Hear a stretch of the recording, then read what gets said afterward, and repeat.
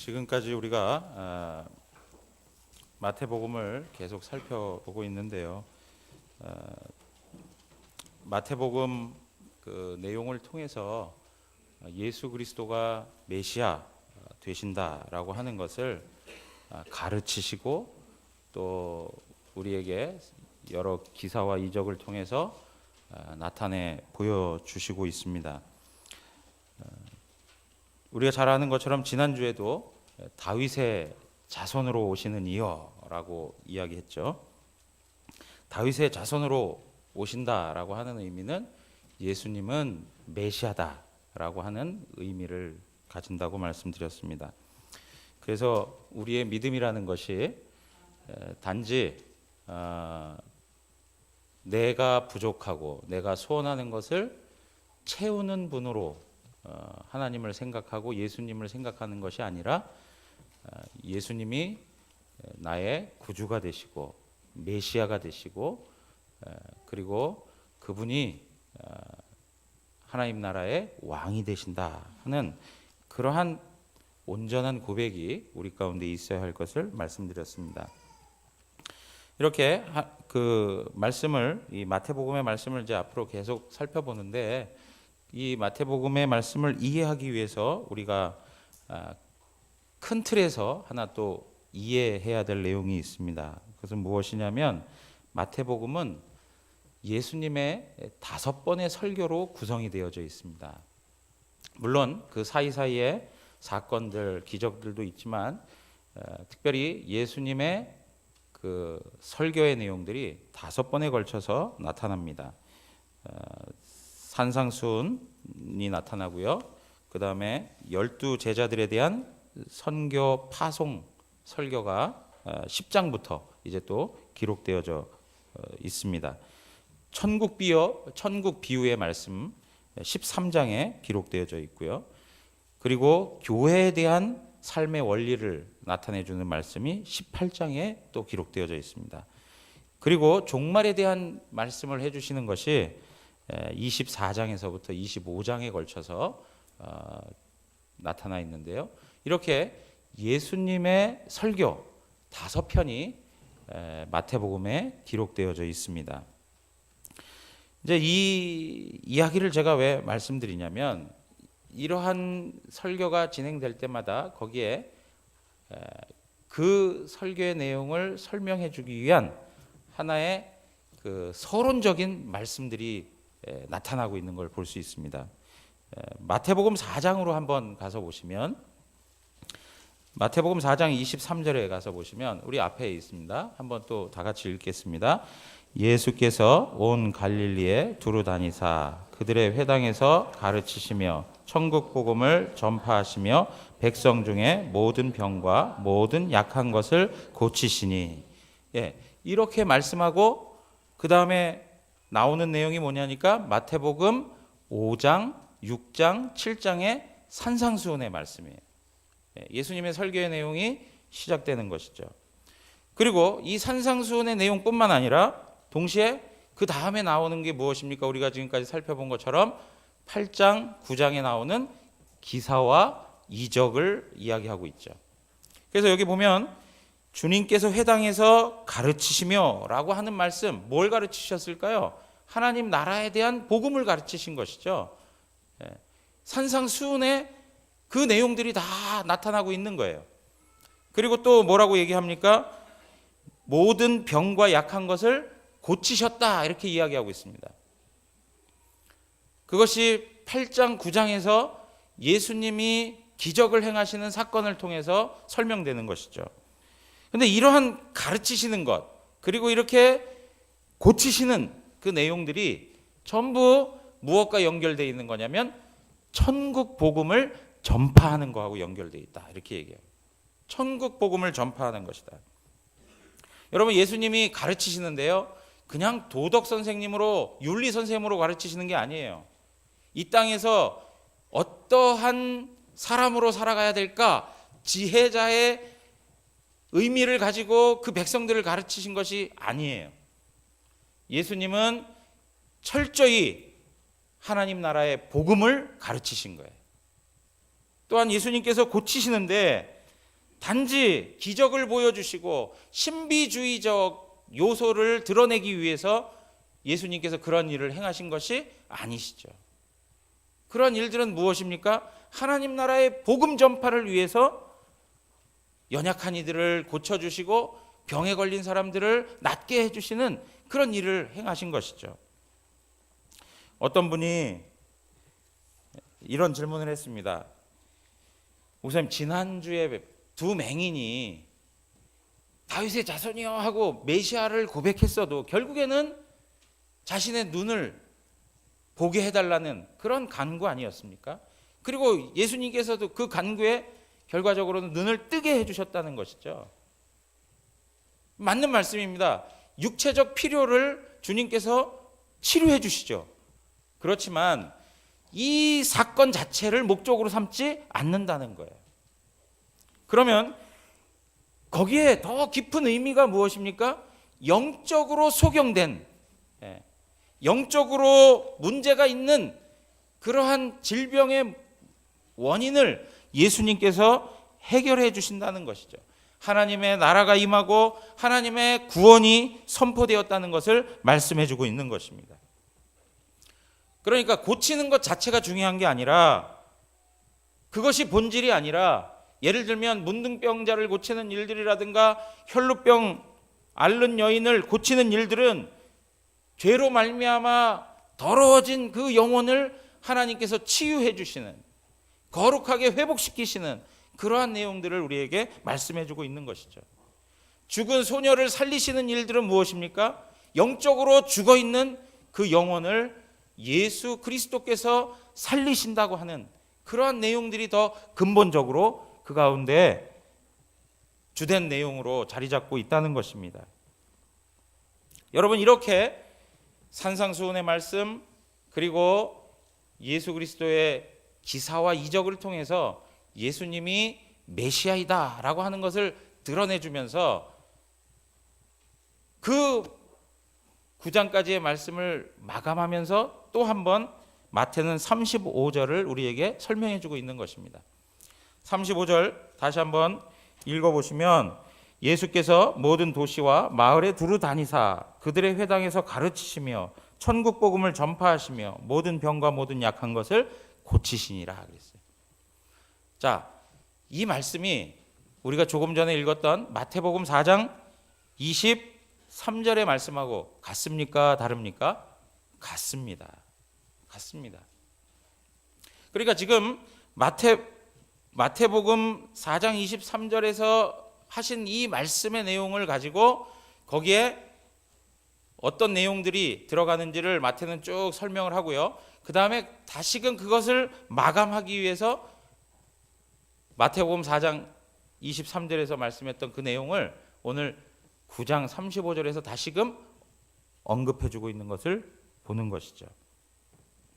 이 이야기는 다시 말씀드리면 이 35절의 이 위치는 4장 23절에서 이야기해서 나타나는 모든 가르침과 병 고치는 사건이 천국 복음과 연결되어 있다고 하면서 이 내용을 다시 한번 상기시킴으로 예수님의 사역이 바로 천국 복음하고 연결되어 있다는 것을 또 한번 기억하게 해주는 것이고요. 동시에 그 다음 10장부터 이제 하나님 말씀이 또 이제 나타나고 있지 않습니까? 그럼 10장에는 어떤 내용이 있냐면 예수님의 그 천국 복음 사역이 누구에게 위임되고 있습니까? 제자들에게 위임되고 있어요. 제자들에게. 예수님만 하는 천국 복음 사역이 아니라 이제는 예수님과 더불어 제자들도 함께 해야 할 천국 복음 사역이라는 것을 말씀해 주고 있어요. 그 사역 역시 뭐하고 연결되어 있다고요? 하나님 나라의 복음하고 연결되어 있다는 것을 말씀해 주고 있는 거예요.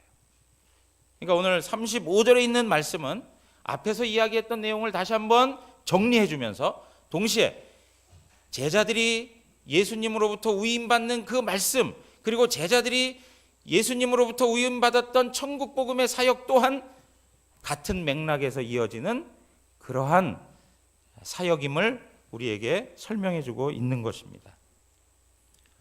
참 어렵죠. 어려운데 자꾸 이렇게 말씀 듣다 보면 이 마태복음의 어떤 나름대로의 구조들이 조금 정리되실 듯 싶습니다. 자, 그러면 보십시오. 예수님께서 그러면 어떠한 사역의 내용들을 갖고 계셨는가, 천국 복음 사역의 내용이 무엇이었는가라고 하는 것을 오늘 본문은 우리에게 설명해 주고 있습니다. 네 가지 단어에 우리는 주목을 할 필요가 있습니다. 첫 번째가 뭐냐니까 모든 도시와 마을에 두루 다니사라고 하는 거예요. 예, 두루 다니셨다라고 하는 말입니다. 예수님은 어떤 돌을 닦는 사람처럼 가만히 앉아 계시지 않았습니다. 예수님은 철저히 다니셨던 분이에요. 아주 액티브하신 분이죠. 한 곳에 머물러 있는 법이 없습니다. 끊임없이 다니십니다. 다니시면서 어떻게 해요? 큰 도시든 작은 도시든 상관없이 방문하십니다. 오늘 말씀해 보니까 모든 도시와 마을에 두루 다니셨다 그래요. 아, 여기는 부유한 마을, 아, 여기는 조금 가난한 마을, 나는 가난한 마을만 가야 되겠다, 이렇게 하지 않으셨어요. 예수님이 다니실 수 있는 그 범위 내에서 모든 도시와 마을을 다니셨다, 이렇게 말씀하고 있어요. 그래서 예수님이 만난 사람들을 보면 어떠한 계층에 있는 특정 부류만 있지 않습니다.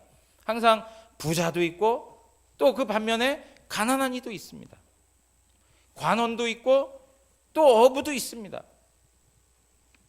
세리도 있고 로마 군인도 있습니다. 다양한 계층의 사람들을 주님께서 만나셨습니다. 유식한 사람이 있는가 하면 무식한 사람도 하나님께서, 예수님께서 만나셨습니다. 예수님에게 있어서는 차별이라는 것이 없습니다. 왜 차별이 없을까요? 모든 사람들이 신분을 막론하고 그가 가지고 있는 것을 다 뒤로 하고 모든 사람들이 다 어떻게 해요? 복음이 필요하기 때문에 그렇습니다. 여러분, 우리가 주님의 사역을 감당하는 데 있어서 때로는 이렇게 편벽하게 어떤 편에 치우쳐서 우리가 복음 사역을 감당할 때가 있습니다. 누구는 선호하는 부분들이 있고 누구는 또 마음에서 받아들이지 아니하는 어떤 적대적인 그룹들 또한 있습니다. 예수님께서 사역을 하실 때는 그러한 부분들이 없는 것이죠.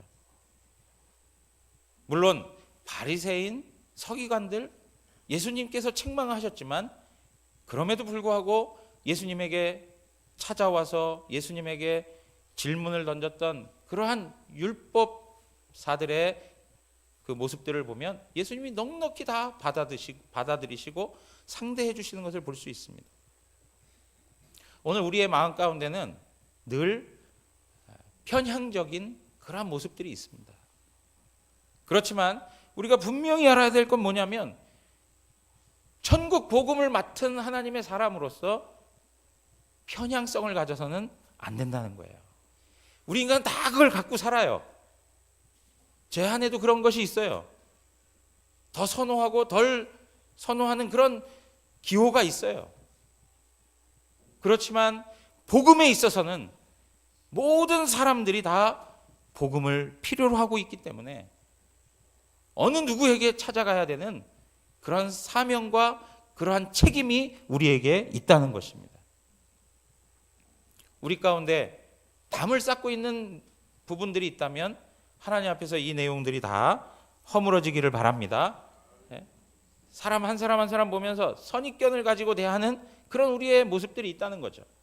그러한 부분들을 다 내려놓고 그들에게 복음이 필요하다는 것을 알고 복음을 들고 가야 된다는 거예요. 자, 두 번째는 뭐냐면 가르치셨다는 겁니다. 티칭 하셨어요. 사람들을 만날 때마다 가르치셨어요. 그리고 그가 회당에 들어가셔서 가르치셨어요.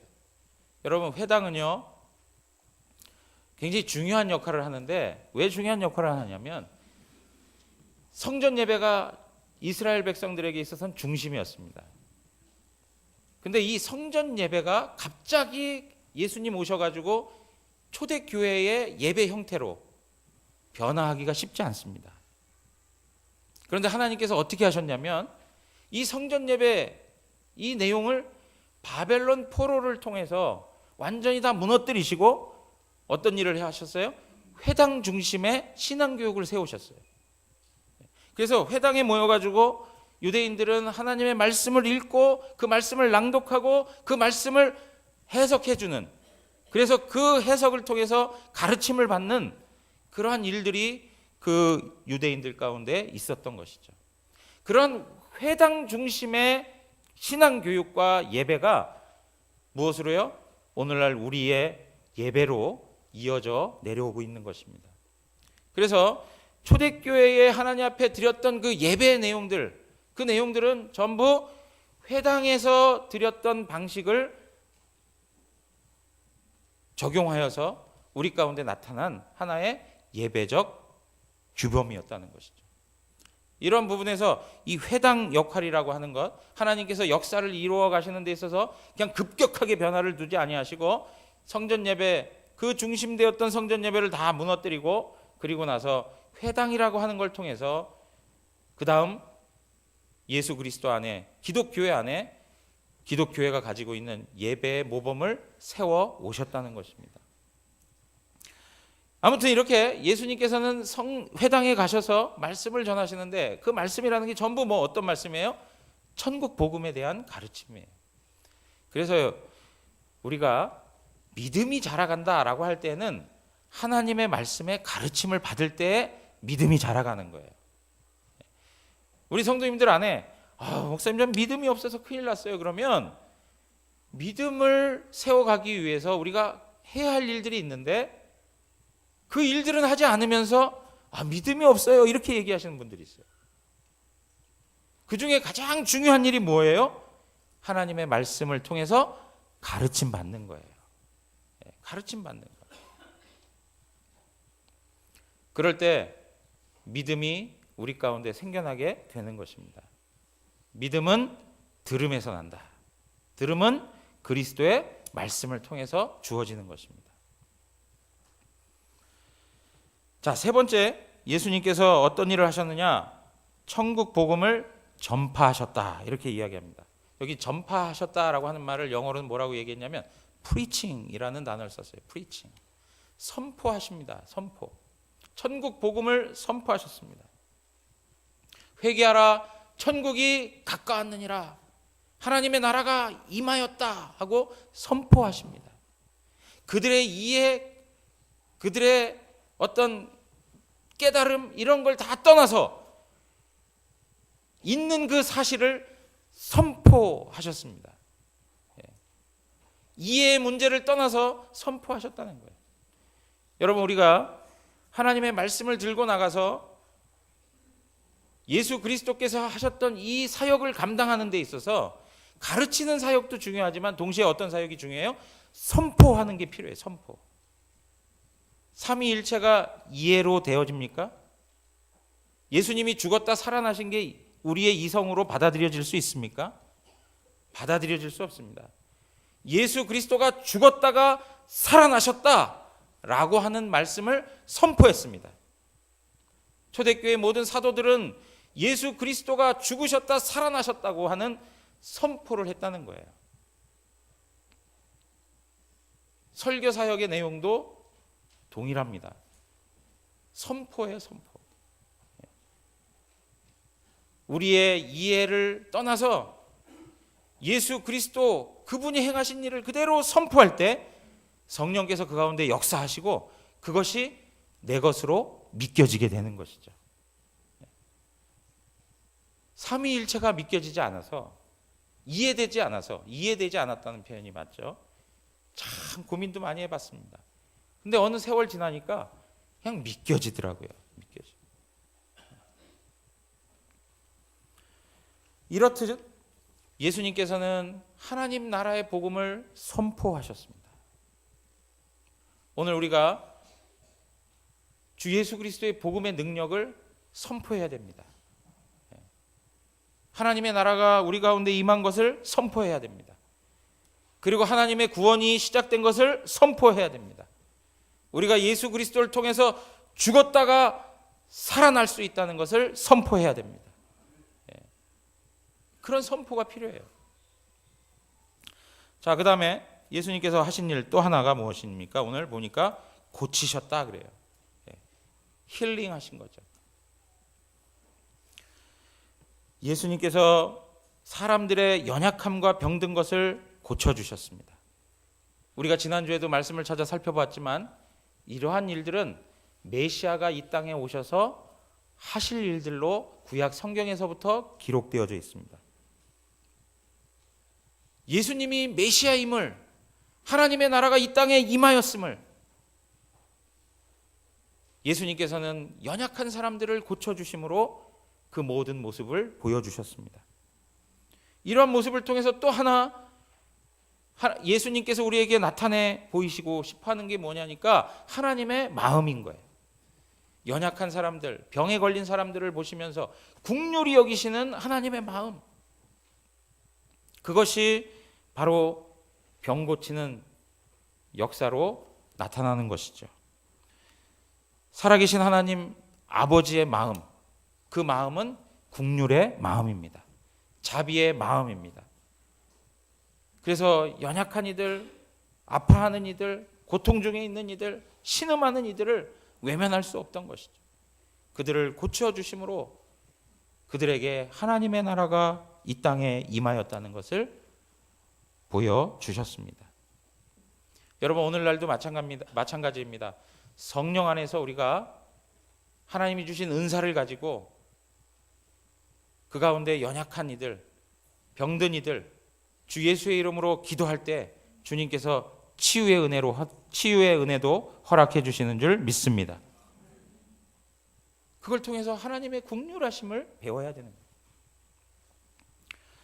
자, 그럼 보십시오. 이렇게 예수님께서 두루 찾아다니시고 가르치시고 또 선포하고 전파하고 그리고 또 어떻게 하셨습니까? 고치셨는데 왜 이렇게 하셨느냐 이거예요. 제가 오늘 좀 전에도 말씀드렸지만 다른 게 아니라 오늘 말씀해 보니까 36절 우리 다 같이 한번 읽어보겠습니다. 36절입니다. 무리를 보시고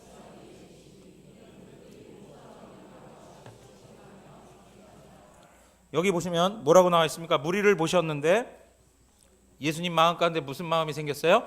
불쌍히 여기는 마음이 생겼어요. 불쌍히 여기는 마음. 예수님에게 긍휼의 마음이 있는 것입니다.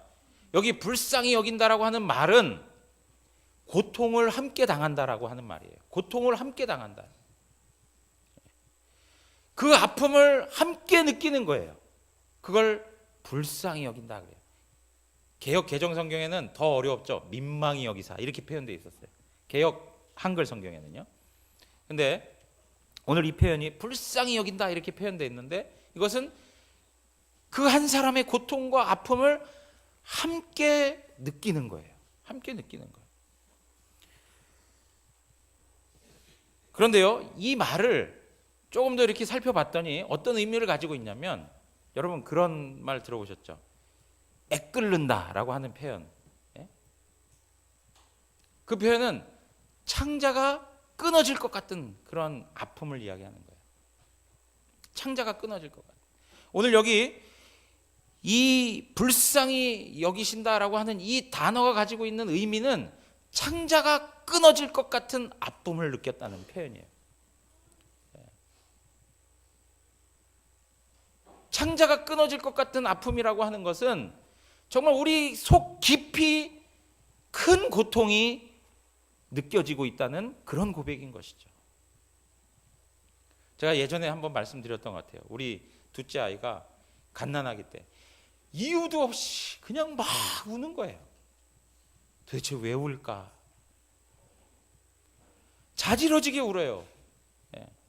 그렇게 울지 않았던 아이인데 그냥 갓난아기니까 말 표현을 못해서 그렇지 그냥 말 표현하는 게 다른 게 없어요. 그냥 우는 거예요. 그래서 병원을 막 데려갔더니 장이 서로 이렇게 중첩돼 있다는 거예요. 얼마나 고통스러웠으면 그냥 막 자지러지게 우는 것밖에 없는 거예요. 여러분, 창자가 끊어질 정도의 아픔이라고 하는 것이 그 이상의 고통인 것이죠. 근데 예수님께서 그 무리를 보시고 어떻게 해요? 그 마음을 가지셨다는 거예요. 창자가 끊어질 것 같은 그 마음.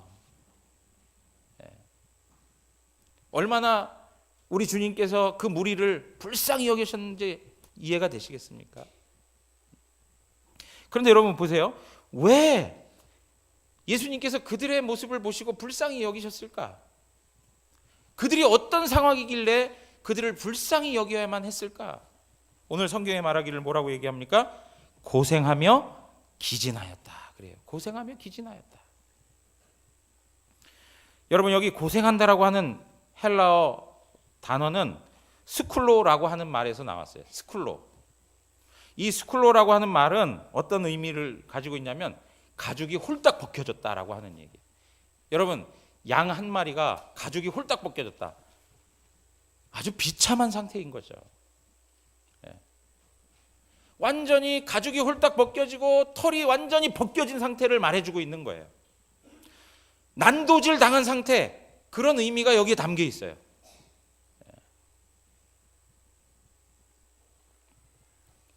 우리 길가에 이렇게 가다 보면 유기견들을 간혹 보게 되죠.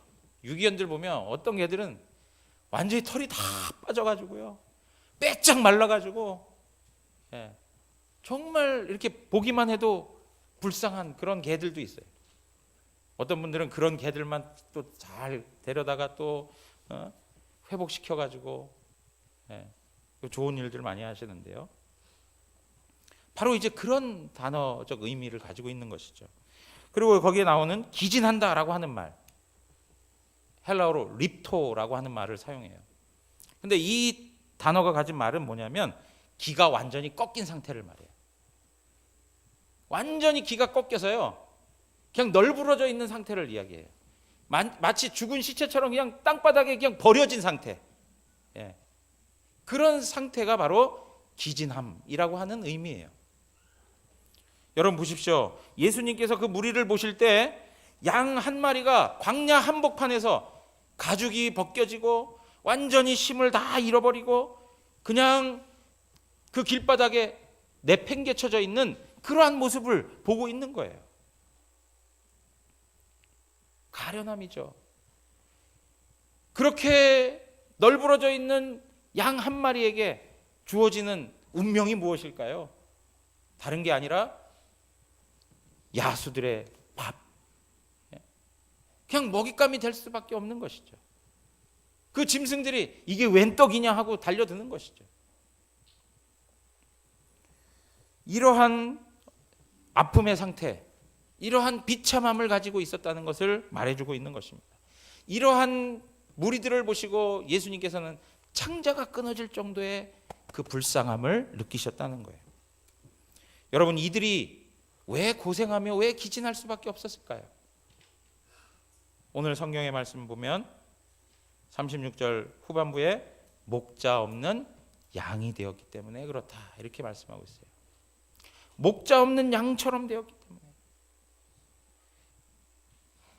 가죽이 홀딱 벗겨지고 완전히 핍절하고, 그래서 길바닥에 그냥 시체처럼 쓰러져 있는 그러한 양 한 마리의 모습이 왜 생겨나게 되었는가? 왜 그럴까요?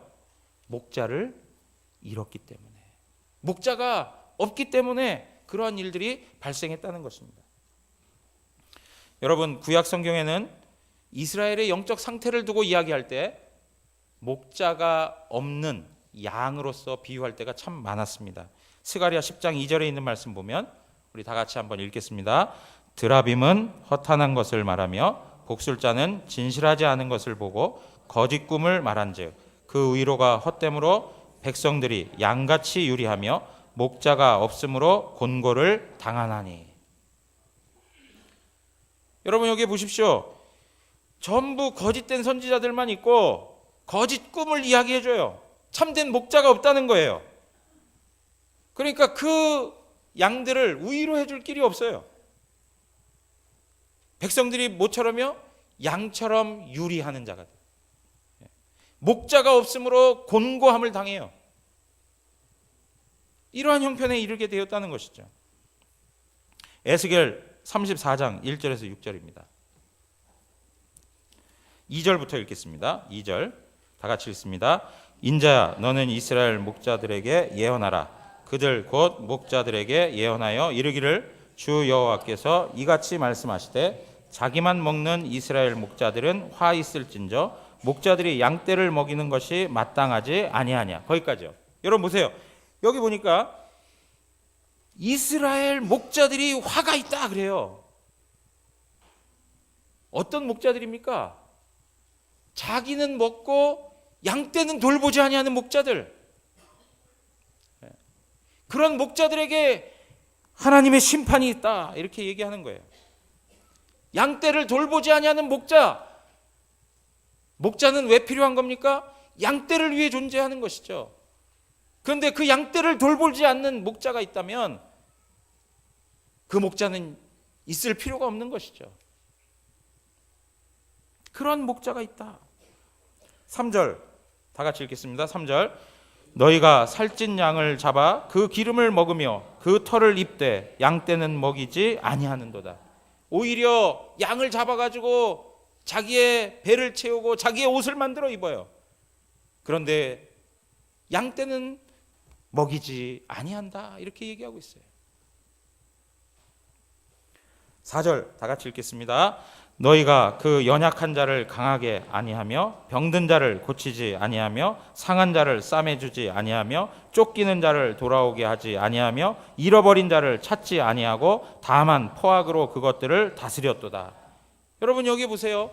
연약한 자가 있습니다. 병든 양이 있습니다. 상한 양이 있습니다. 쫓기는 양이 있어요.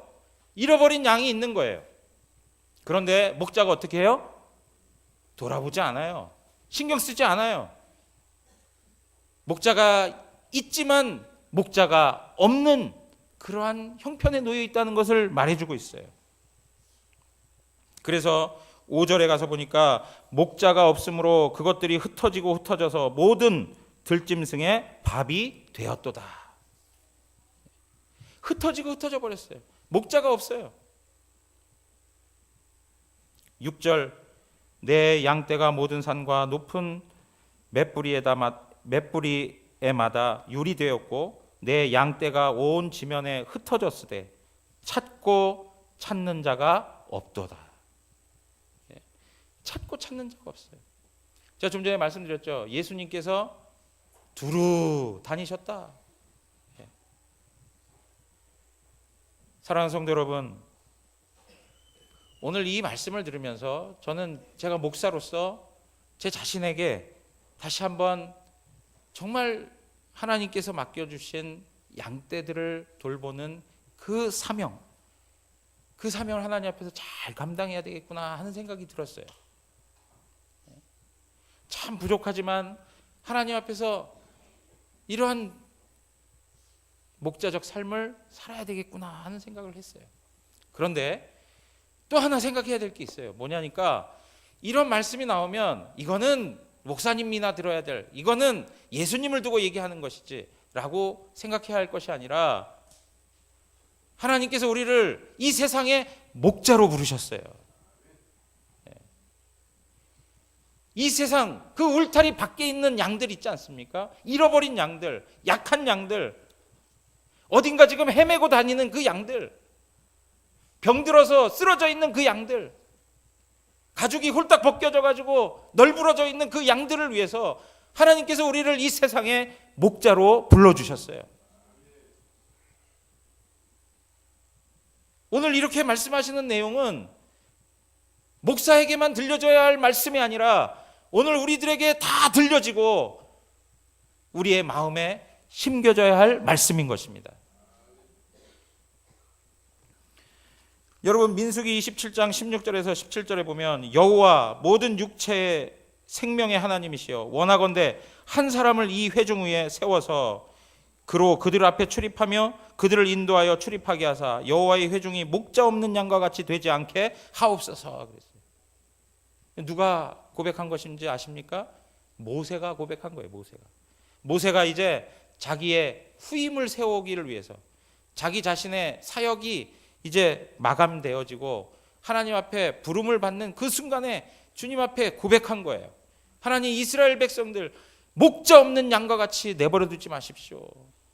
한 사람을 세워주십시오. 그가 누구입니까? 여호수아였죠. 더 궁극적으로 이야기하자면 모세는 누구를 지시하고 이 말씀을 하고 있는 것일까요? 바로 예수 그리스도인 것입니다. 참 목자 되신 예수 그리스도, 그분이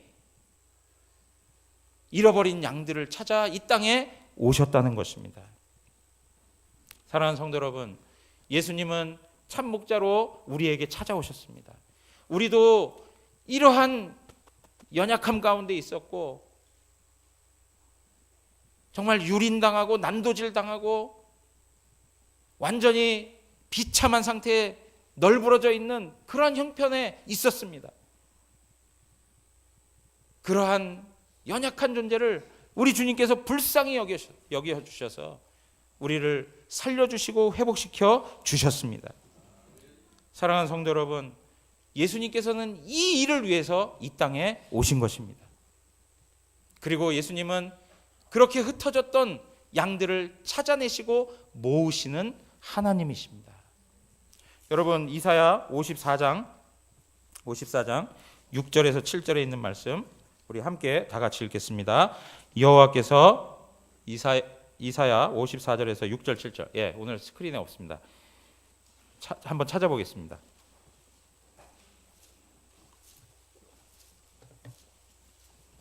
이사야 54장 6절에서 7절. 이렇게 한두 구절씩은 없는 것도 좋은 것 같습니다. 자, 이사야 54장 6절에서 7절입니다. 다 같이 읽겠습니다.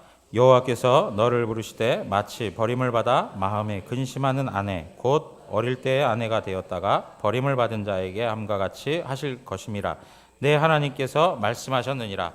내가 잠시 너를 버렸으나 큰 국률로 너를 모을 것이오. 어떻게 하신다고요? 큰 국률로 너를 모을 것이오. 그랬습니다. 모을 것이오. 흩어지고 난도질 당하고 쓰러져 있는 그 양들을 위해서 이 땅에 오셨고, 그 모든 잃어버린 양들을 하나님께서 모아 들이시는 것이죠. 그 내용을 예수님께서는 다른 방식으로 표현하셨는데 오늘 본문 말씀해 보니까 뭐라고 표현하고 있습니까? 37절입니다. 이에 제자들에게 이르시되 추수할 것은 많되 일꾼이 적으니 그러므로 추수하는 주인에게 청하여 추수할 일꾼들을 보내주소서 하라 하시니라. 예수님께서 그렇게 흩어졌던 것들을 다 모아드리는 이 내용을 다른 말로 뭐라고 표현하고 있어요? 추수가 시작되었다라고 말씀하고 있는 거예요. 추수가 시작되었다. 사랑하는 성도 여러분, 지금이 추수의 때입니다. 예수님이 이 땅에 오시고 이제는 구원이 선포되고 하나님의 나라가 이 땅에 임하고 이제는 잃어버렸던 것들이 다시금 돌아오는 회복의 역사가 있는 것입니다. 이 추수의 때에 하나님께서 어떻게 하셨어요? 우리를 일꾼으로 부르셨습니다. 하나님의 일에 하나님의 일꾼으로 하나님께서 우리를 부르신 것입니다. 여러분, 이 추수의 일은 우리의 일이 아닙니다. 이 추수의 일은 누구의 일입니까? 하나님의 일이에요. 하나님의. 그러므로 우리가 이런 일들을 감당함에 있어서 다른 사람이 부탁해서 하는 거라고 생각하지 마십시오. 김 목사가 아니면 주변에 있는 어떤 구역장이 아니면 장로님들이 권고해서 하는 일이 아니라 누가 부탁해요? 하나님이 우리에게 맡겨주신 그런 일들 앞에 쓰임받는 일꾼이라는 것입니다.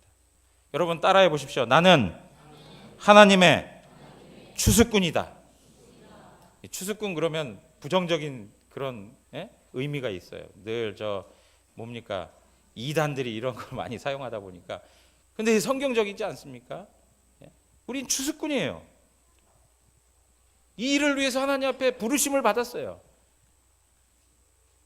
우리 가운데 주님께서 구원의 문을 열어놓으시고 이 일을 위해서 우리를 불러주셨다는 거예요.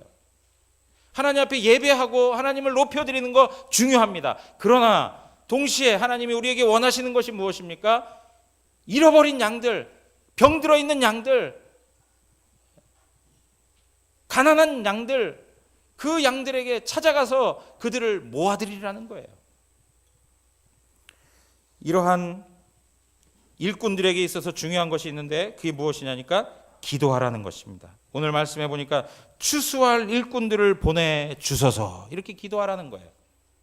사랑하는 성도 여러분, 혼자 이 일들을 감당하면 쉽지가 않습니다.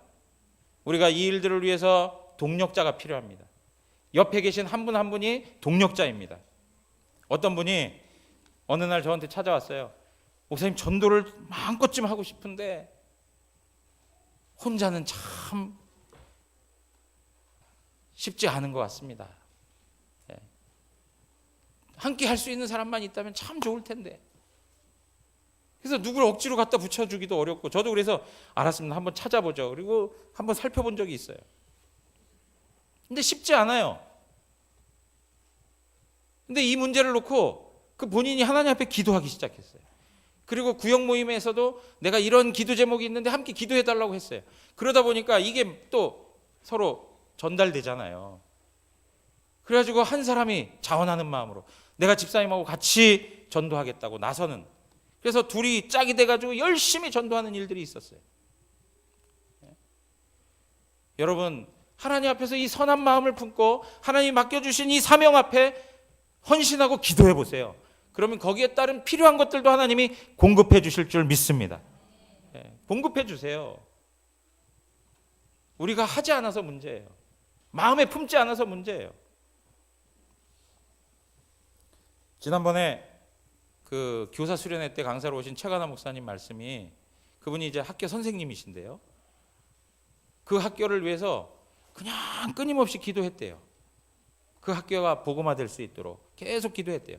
근데 그 학교가 하여튼 문제가 생겨가지고 서울에 있는 큰 교회, 한 대형 교회, 그 교회가 그 학교를 이제 운영하게 되었어요.